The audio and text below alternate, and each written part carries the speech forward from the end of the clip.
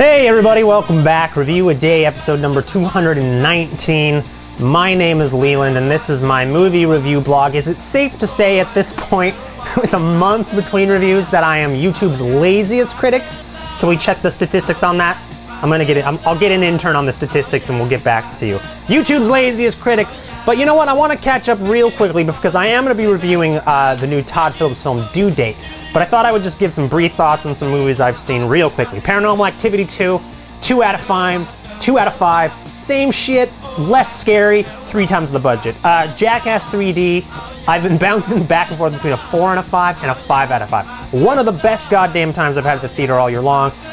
Red, that Bruce Willis, Helen Mirren joint with Mary Louise Parker, 2 out of 5. Meh.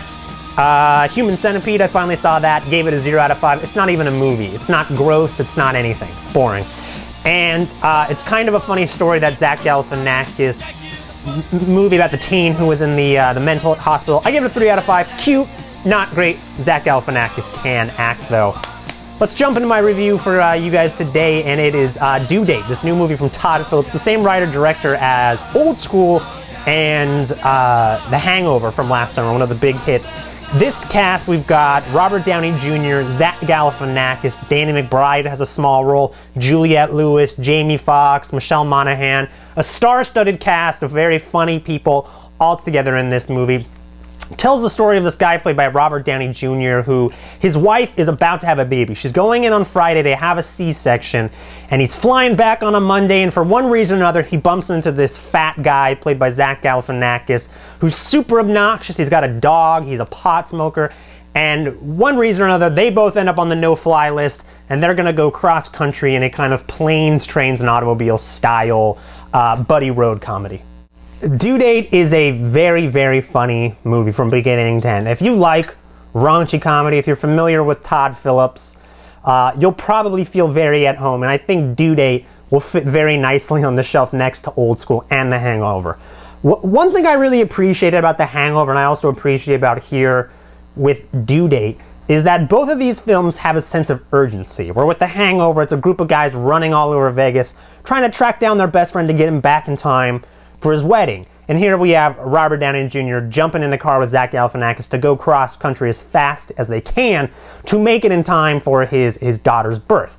And I think with both these plots, there's a lot of energy, a sense of urgency, and it's always moving forward. That there's never any time to really settle in and feel bored, which I do with a lot of comedies sometimes, that there's always a goal, that every scene, for the most part, has a purpose and is trying to move the story forward. And with the kind of episodic nature of a movie like this, like a road movie where they're constantly running into a bunch of different people, it leaves open so many holes to fill in great actors like Juliette Lewis, Danny McBride. Danny McBride is fucking great in this movie. He plays like a paycheck advanced cashier who's going to Chili's afterward, and there's a nice bit involving his...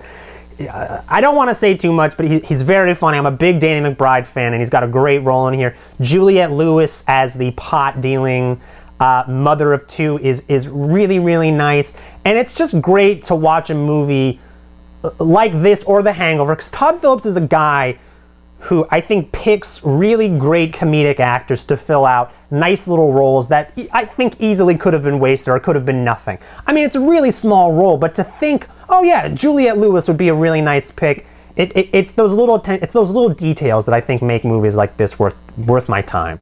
That said, this movie doesn't totally work for me at the end of the day, and I think what keeps it from being a really great raunchy comedy is that I think there's a lot of emotional moments in this movie that really don't work. I think Todd Phillips is kind of going for the end of Planes, Trains, and Automobiles, where you completely reassess every scene with John Candy in that film, and you look back and you think of it completely different.